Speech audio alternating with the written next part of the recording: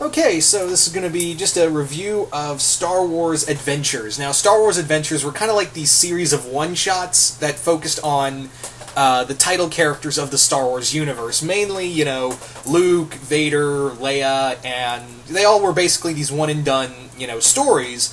And they're actually pretty good. There's a lot...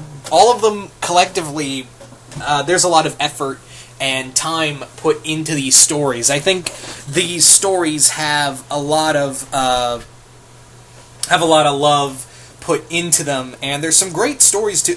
They're great little one and done stories. Now, I got the collected Omnibus edition that Dark Horse did, along with pretty much everything Dark Horse has ever done. Is basically put everything in one big collected trade. Basically, they're omnibuses, which, unlike the Essential or, the Marvel Essentials or the DC Showcases that are in black and white, these are the omnibuses, the Dark Horse omnibuses they're smaller, and they're a little more expensive. They're about $25, but you get the comics in color. And actually, I think they brighten up the colors. I think they kind of, they what's the word I'm looking for? They do a new rendition of the colors. That's the best word I can think of at the moment. So yeah, I actually got this Star Wars Adventures Omnibus for about $5. It was on a clearance rack in a Books A Million I was in. So I was like, $5 for a $25 omnibus? So it was either this or the Droids comic omnibus, which I heard nothing but bad things about the Droids comic. So yeah, I ended up picking up this along with the Star Wars Agents of the Empire comics that I reviewed earlier, along with the Exile Planet of the Apes comic. It was all for like under $20 together. But anyway, enough about that. So let's get in with the comic, and starting off with the stories, we have Han Solo and Chewbacca in a story called... what was the story called again? Yeah, Han Solo and the Hollow Moon of Korea. This is basically takes place before Han and Chewbacca met Leia and Luke and the others. This is them going on a smuggling run, and Han and Chewie are already at each other's throats because of how they handled the situation. And due to a crime lord they get in trouble with, Han's forced to work with an old friend of his who just kept screwing up on him, while Chewbacca is sent into a slave pit to fight. And they're starting to wonder, maybe we shouldn't hang around with each other anymore. But of course they do get back to... They do, unite once more and go, travel the galaxy as buddies. It's a nice little story. The artwork's a little cartoony, but I think it works in the comic's favor. It's a pretty fun one. There's a very serious story here, because they pretty much say that Han's old friend, who I think is, trying to remember his name... yeah, I cannot remember his name, but this guy, they pretty much say he was they pretty much say without saying he was a drug addict, and he's been never able to recover. So, this is a really nice, I think it's a really nice start. It's more or less smugglers doing what smugglers do best.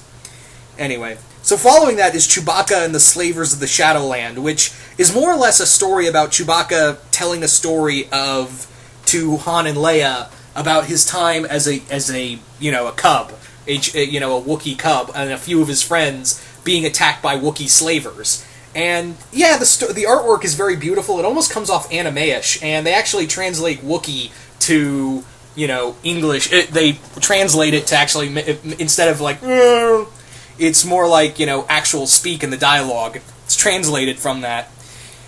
It's a nice little story. It's very dark, too. I mean, yeah, you think it would be fun, it would be all fun and games, like, oh, they're gonna, use, fun little Home Alone-esque tactics to throw off the slavers and make them go away. No, it's not like that at all. So, some very young cubs, like a few weeks old, get killed in here. It's a very dark comic, and it leaves Chewbacca very wounded.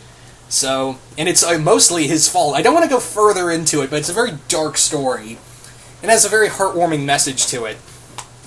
I personally really liked it, and I thought I wouldn't. Because I honestly thought it would be like a Home Alone-esque story, but it turned out to be so much more. Anyway, so following that is Boba Fett and the Ship of Fear. Now this story follows Boba Fett being chased by a pair of brothers who have this artifact that will lead them to this treasure that's on this luxury ship that drove an entire planet into debt, and it's infested with space fighters. Yeah, so Boba ends up teaming up with these two, and it's a total action fest. What more can you expect from the greatest bounty hunter in the Star Wars universe? That's all I can say about that. Following that is probably my favorite story in this entire comic, which is The Will of Darth Vader, which is... this is awesome. This is a great comic, and it's written by Tom Taylor, who I think he's the current writer on the Deathstroke comics, if I'm not mistaken, and I think he's going to be doing some work for Marvel soon. But, yeah. In this comic, it more or less follows around in between Empire and Return of the Jedi. It's in that 3-year time period, and basically the rebels have managed to steal a piece of the new Death Star, a new piece that's going to make the Death Star work. And Vader is sent to hunt down this rebel base, which is nearly impossible to find, and he ends up working with a smuggler named Luca, and the two Bond is the wrong word. Bond is the wrong word I would use, but there's a great story in here where Captain Luca is talking to Vader, and he talks about how he had a toy soldier, and the soldier... Actually, I'll read it to you, because it's actually it's a nice piece of dialogue of Luca talking to Vader. When I was a kid, I had a toy soldier. For a time, he went everywhere with me. In my hands and in my mind, he was unstoppable. That toy soldier commanded whole fleets across the Corellian skies. He won thousands of imaginary battles. That little soldier faced every adversary, no matter what the odds, because he was mine to do as I pleased. He was my toy. Then one day something else came along, and I cast the toy soldier aside and never thought about him again, until I saw you. Yeah, it was a great little parallel for Vader and the Emperor. I thought that was a very well done piece.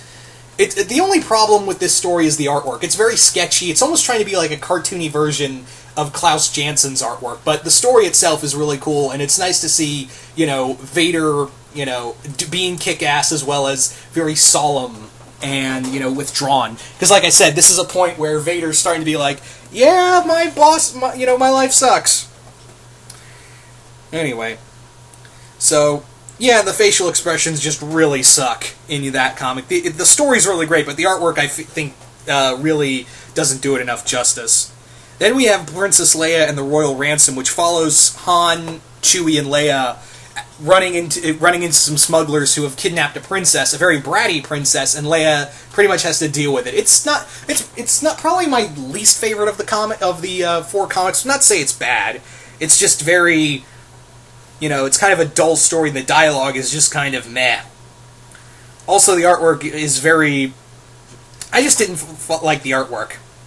Too little sketchy.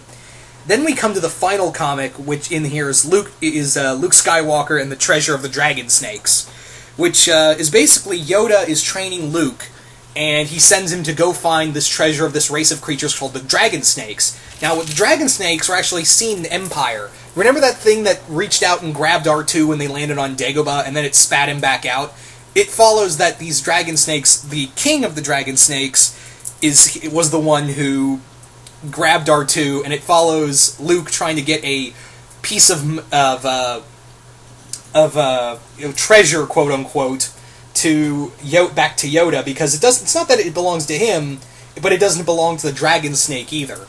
And it's a great story. The artwork does look very manga-ish, but I think it's a nice little story for, that teaches Luke a very important lesson about, those with power and those who hold on to power too long.